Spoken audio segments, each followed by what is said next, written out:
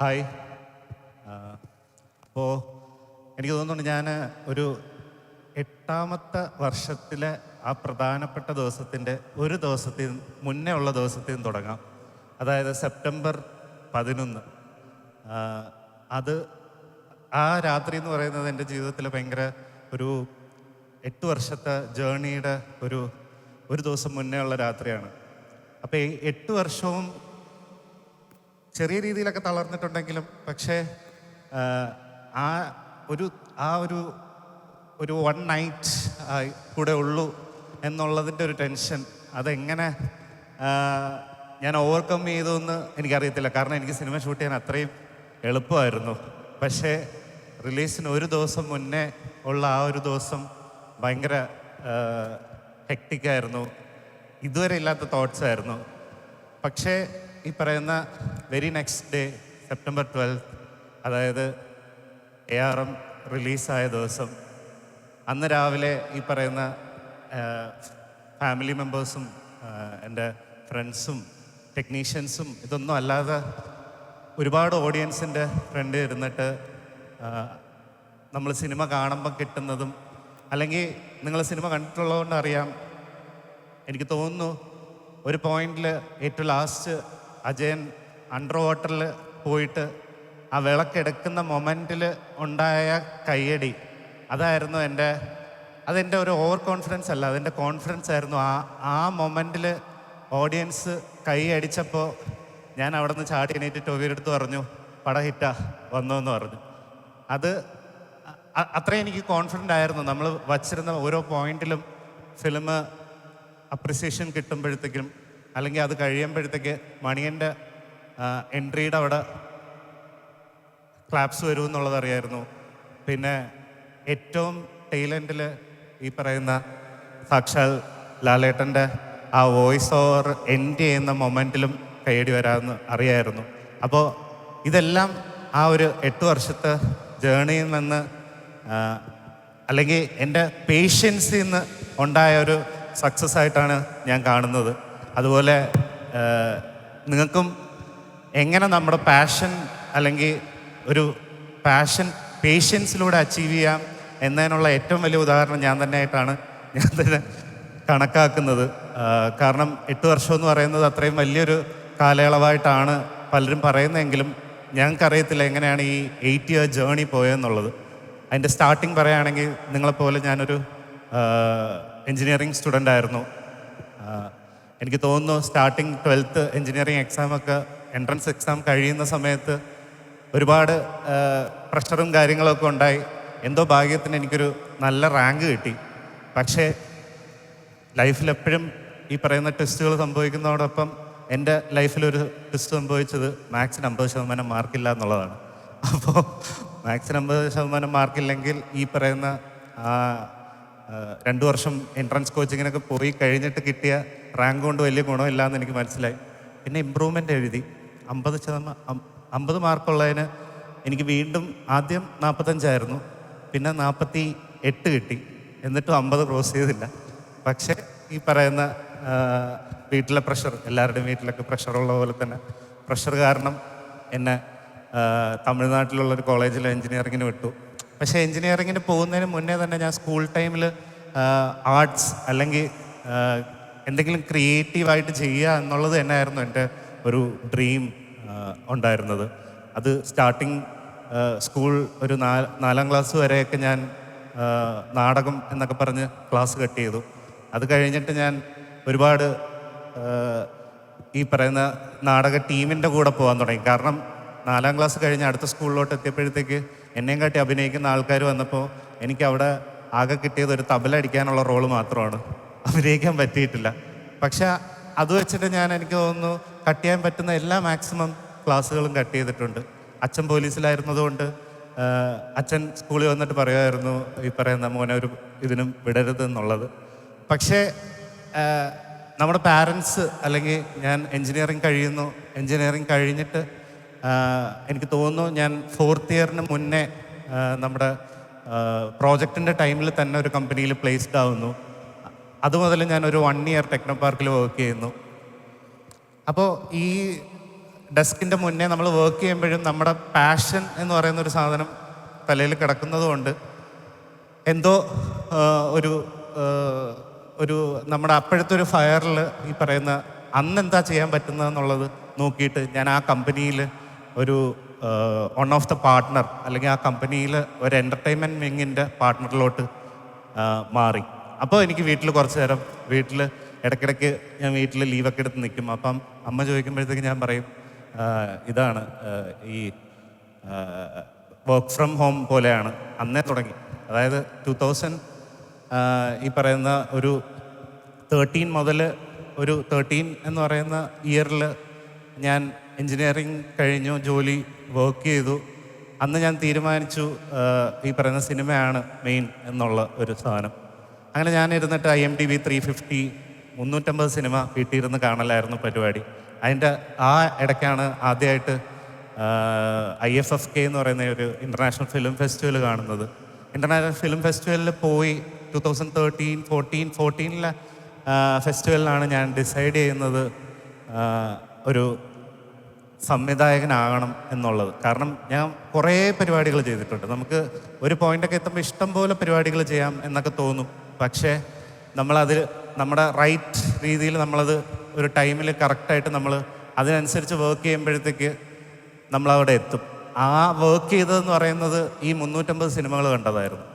അത് കഴിഞ്ഞിട്ട് ഞാൻ ഈ പറയുന്ന ബേസിൽ ജോസഫ് എന്ന് പറയുന്ന ആളിനെ പരിചയപ്പെടുന്നു. ഞങ്ങൾ ഷോർട്ട് ഫിലിംസ് തുടങ്ങുന്നു. അതേസമയം പുള്ളിയും ഇൻഫോസിസിൽ നിന്ന് ഇറങ്ങുന്നു. എൻ്റെ ആദ്യത്തെ സിനിമ പക്ഷേ എന്നതിൻ്റെ മൊയ്തീനാണ്. അത് കഴിഞ്ഞിട്ട് ഞാൻ ചെയ്തതായിരുന്നു കുഞ്ഞിരാമായണം. അപ്പോൾ കുഞ്ഞിരാമായണം കഴിഞ്ഞ ഉടനെ കുഞ്ഞിരാമായണമാണ് ആദ്യം റിലീസാവുന്നത്, രണ്ടാമതാണ് മൊയ്തീൻ റിലീസാവുന്നത്. അത് കഴിഞ്ഞ് ഗോദ ചെയ്യുന്നു. അപ്പോൾ ഗോദയുടെ ടൈമിലാണ് ഞാൻ ഈ പറയുന്ന ടൊവിയുടെ അടുത്ത് കഥ പറയുന്നത്. ടൊവിനെ എനിക്ക് മൊയ്തീൻ മുതലേ ഉള്ള പരിചയമാണ്. അപ്പോൾ നമുക്ക് ഈ പറയുന്ന ഒരു സ്റ്റോറി അല്ലെങ്കിൽ ഞാൻ ഇത്രയും നാൾ കണ്ട ഒരു സ്റ്റോറി ലൈൻസും നമുക്കിഷ്ടമുള്ളൊരു രീതി ഉണ്ടായിരുന്നു. അപ്പോൾ ഞാൻ സുഹൃത്തേട്ടൻ്റെ ഈ കഥ കേൾക്കുന്ന സമയത്ത് എനിക്കറിയാം, ഓക്കെ, എനിക്കിഷ്ടമുള്ള എല്ലാ ജോണേഴ്സും ഇതിനകത്ത് ഉണ്ടെന്നുള്ളത്. അങ്ങനെയാണ് ARM എന്ന് പറയുന്ന സിനിമയിലേക്ക് എത്തുന്നത്. അപ്പോൾ എൻ്റെ അടുത്ത് ഫ്രണ്ട്സ് എല്ലാം പറയാറുണ്ട് ഞാൻ ഭയങ്കര ഒരു ഫാൻറ്റസി വേൾഡിൽ ജീവിക്കുന്ന ഒരാളാണ്. അപ്പോൾ ഇടയ്ക്കൊക്കെ എന്നെ ആരെങ്കിലുമൊക്കെ തട്ടി വിളിക്കും ലോസ്റ്റായിരിക്കുന്നത് കാണുമ്പോഴത്തേക്ക്. പക്ഷേ അന്നത്തെ എൻ്റെ ചിന്ത അല്ലെങ്കിൽ എൻ്റെ വിഷ്വൽ ഇമാജിനേഷൻ എന്ന് പറയുന്നതിൻ്റെ ഒരു മൈന്യൂട്ട് ഇതാണ് നിങ്ങളെല്ലാം കണ്ട ARM. അല്ലെങ്കിൽ അങ്ങനത്തെ ഒരു ക്യാൻവാസിൽ നമ്മൾ എത്രത്തോളം വർക്ക് ചെയ്തിട്ട് അങ്ങനെ ഒരു ക്യാൻവാസിലുള്ളൊരു സിനിമ ഒരു ഫസ്റ്റ് ഫിലിമായിട്ട് ചെയ്യാൻ പറ്റും എന്ന് എനിക്ക് പ്രൂവ് ചെയ്യല്ല, അതായിരുന്നു എൻ്റെ ഡ്രീം. ഒരു നോർമൽ ഫിലിം അല്ലാതെ ഒരു സിഗ്നേച്ചർ ഫിലിം അല്ലെങ്കിൽ എല്ലാതരം ഓഡിയൻസിനെയും സാറ്റിസ്ഫൈ ചെയ്യുന്നൊരു ഒരു വിഷ്വൽ എക്സ്പീരിയൻസ് കൊടുക്കണം എന്നാണ് ഞാൻ ആഗ്രഹിച്ചിരുന്നത്. അപ്പോൾ അതിന് ഈ പറയുന്ന ഒരു പേഷ്യൻസ് വളരെ വലിയൊരു ഫാക്ടറായിട്ട് എനിക്ക് തോന്നാനുള്ള കാരണം എന്ന് പറയുന്നത് ഈ ഇൻ ബിറ്റ്വീൻ 6 to 8 ഇയേഴ്സ് അല്ലെങ്കിൽ ഈ 6 മുതൽ 8 വർഷം, അതായത് 6 വർഷം ടോട്ടലി നമ്മൾ വർക്ക് ചെയ്തു. അതിൻ്റെ ഇടയിൽ കോവിഡ് വന്നു.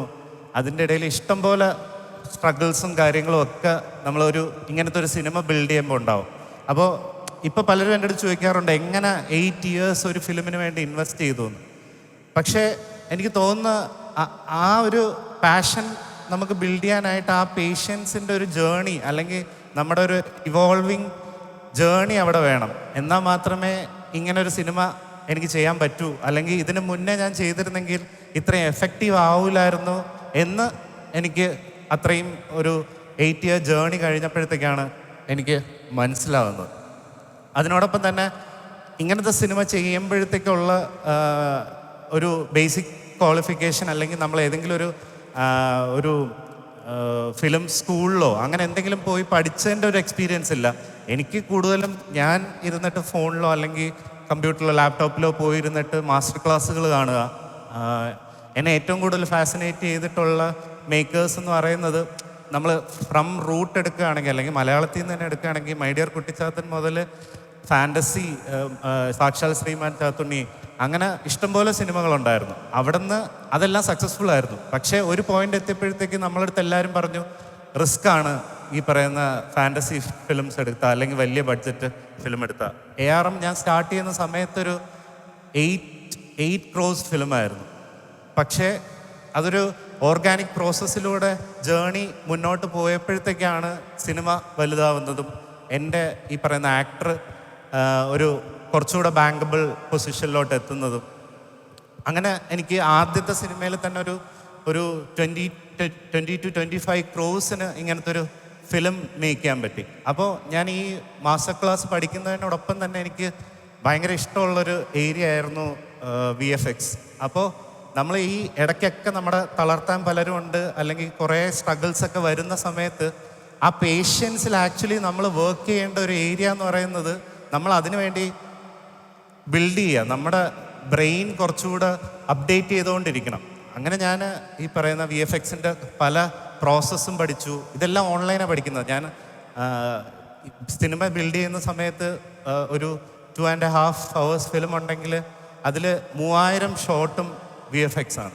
അപ്പോൾ ഈ 3000 ഷോട്ട് VFXൽ ഞാനൊരു ഡയറക്ടർ മാത്രമല്ല ARMൻ്റെ, അതിലൊരു VFX സൂപ്പർവൈസർ ആയതിൻ്റെ ഒരു റീസൺ കൂടെ സിനിമ ഷൂട്ട് ചെയ്ത് കഴിഞ്ഞ് പോസ്റ്റ് പ്രൊഡക്ഷൻ നടന്ന് കഴിഞ്ഞിട്ടും ഒരു സൂപ്പർവൈസർ എങ്ങനെയാണോ പോയിരുന്ന ഒരു സ്റ്റുഡിയോയിൽ ചെന്നിരുന്ന് എനിക്ക് ഇങ്ങനെയാണ് എൻ്റെ ഇമാജിനേഷൻ. ഓക്കെ, ഞങ്ങൾക്കൊരു പാലസിൻ്റെ ആവശ്യമുണ്ടായിരുന്നു. അപ്പോൾ ഞങ്ങൾ എടുത്തു വെച്ചിരുന്ന, അതായത് എൻ്റെ വിഷ്വൽ പ്ലാൻ എന്ന് പറയുന്നത് ബേക്കൽ ഫോർട്ടിൻ്റെ മുകളിൽ ഒരു മൈസൂർ പാലസിൻ്റെ ബേസും അതിൻ്റെ ടോപ്പ് ഒരു അങ്കൂർ വോട്ടും വന്നാൽ എങ്ങനെ ഇരിക്കും, അതായിരുന്നു എൻ്റെ ഒരു വിഷ്വൽ പ്ലാൻ. അപ്പോൾ നമ്മൾ അതിനനുസരിച്ചിട്ടുള്ള ആർട്ടിസ്റ്റുകളെ വെച്ചിട്ടാണ് വരച്ചിട്ട് ഈ പറയുന്നൊരു ബിൽഡ് ചെയ്യുന്നത്. അപ്പോൾ നമുക്കെങ്ങനെ ഇത്രയും ഒരു ലോ ബഡ്ജറ്റിലൊരു വലിയ ക്യാൻവാസിൽ സിനിമ ചെയ്യാം എന്നതിൻ്റെ ഒരു ബേസിക് അല്ലെങ്കിൽ അതിനുള്ള ഒരു പ്രോപ്പർ പ്രെപ്പ് എന്ന് പറയുന്ന സാധനം ആദ്യം നമ്മുടെ ഗോഡ് എന്ന് പറയുന്നത് സ്ക്രിപ്റ്റ് തന്നെയാണ്.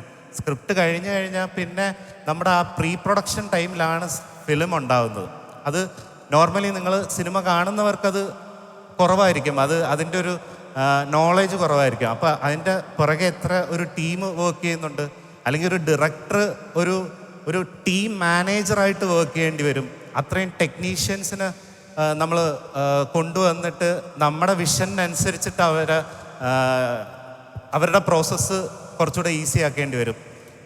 എനിക്ക് തോന്നുന്നു ഞാൻ സിനിമ ചെയ്യുന്ന സമയത്ത് എനിക്ക് ഏറ്റവും കൂടുതൽ ഈസി ആയത് നമ്മൾ ഫുൾ സ്റ്റോറി ബോർഡ് ഡിജിറ്റലി തന്നെ ARMൻ്റെ പാലറ്റ് ഉൾപ്പെടെ നമ്മൾ മേക്ക് ചെയ്തിരുന്നു.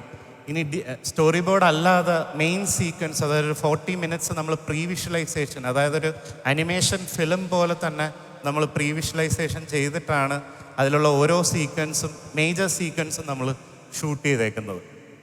അപ്പോൾ നമ്മുടെ ആ ജേണി, അല്ലെങ്കിൽ ഈ ജേണിയിൽ നമ്മൾ തളർന്നിരുന്നു കഴിഞ്ഞാൽ നമുക്ക് ഈ അപ്ഡേഷൻ നടക്കത്തില്ല. പക്ഷെ നമ്മൾ അതിനെക്കുറിച്ച് കൂടുതൽ പഠിക്കാൻ പറ്റി. അപ്പോൾ കുറച്ചുകൂടെ തോട്ട് പ്രോസസ്സ് വലുതാവുന്നതനുസരിച്ച് നമ്മുടെ ഒരു വിഷ്വൽ ക്രിയേഷൻ അങ്ങോട്ട് ഭയങ്കരമായിട്ട് മാറും. അല്ലെങ്കിൽ നമ്മുടെ ഒപ്പം നിൽക്കുന്ന ടീമിന് സിനിമ ഷൂട്ട് ചെയ്യണതിന് മുന്നേ തന്നെ what I am going to shoot എന്ന് വളരെ ക്ലിയർ ആയിരുന്നു. അല്ലെങ്കിൽ എൻ്റെ പ്രൊഡക്ഷനും എൻ്റെ ടെക്നീഷ്യൻസിനും അവർക്കെല്ലാം ഓക്കെ നാളെ ഷൂട്ട് ചെയ്യാൻ പോകുന്ന ഇത്രയാണെന്ന് പറഞ്ഞിട്ട് എനിക്കൊരു വീഡിയോ സെൻഡ് ചെയ്ത് കൊടുക്കാനുള്ള വീഡിയോ അതിനകത്ത് പ്രോപ്പറായിട്ടുണ്ടായിരുന്നു. അപ്പോൾ മെയിൻലി നമ്മൾ ഈ പറയുന്ന പേഷ്യൻസ് എന്ന് പറയുന്നത് ഒരിക്കലും ഒരു വീക്ക്നെസ് അല്ല, അത് ആക്ച്വലി ഒരു സൂപ്പർ പവറാണ്. ആ സൂപ്പർ പവർ നിങ്ങൾക്ക് കിട്ടിക്കഴിഞ്ഞാൽ നമുക്ക് എന്ത് വേണോ അച്ചീവ് ചെയ്യാൻ പറ്റും എന്നാണ് ഞാൻ വിചാരിക്കുന്നത്. ഇന്നലത്തെ ഒരു ദിവസം എടുക്കുകയാണെങ്കിൽ ഇന്നലെ ARM റിലീസായിട്ട് കറക്റ്റ് 6 മാസമായി. അതേപോലെ ഇന്നലെ ARM, അതായത് ഞാൻ അവസാനമായിട്ട് ആക്ഷനും പാക്കപ്പും വിളിച്ചിട്ട് 2 വർഷമായി. അപ്പോൾ ഇനിയുള്ള എൻ്റെ പേഷ്യൻസ് എന്ന് പറയുന്നത് അടുത്ത സിനിമയ്ക്ക് വേണ്ടി ആക്ഷൻ വിളിക്കാനായിട്ട് ഞാൻ കാത്തിരിക്കുകയാണ്. അതിനുള്ള ആക്ടറായി ടീമായി അതിൻ്റെ വർക്ക് നടന്നുകൊണ്ടിരിക്കുന്നു. ARM പോലത്തെ അതിലും വലിയൊരു വിഷ്വൽ മാജിക് തന്നെ എനിക്കും എൻ്റെ ടീമിനും ചെയ്യാൻ പറ്റും എന്നുള്ളൊരു കോൺഫിഡൻസ് ഇപ്പോൾ ഇവിടെ നിൽക്കുമ്പോൾ പോലും എനിക്കുണ്ട്. അത് മെയിൻലി വരാനുള്ള റീസൺ നേരത്തെ പറഞ്ഞ പേഷ്യൻസ് തന്നെയാണ്. അപ്പോൾ നിങ്ങൾക്കും അങ്ങനെ പേഷ്യൻ്റായിട്ട് നിന്ന് നിങ്ങളുടെ ഒരു പാഷനിലോട്ട് എത്താൻ പറ്റട്ടെ എന്ന് ആശംസിക്കുന്നു. Thank you.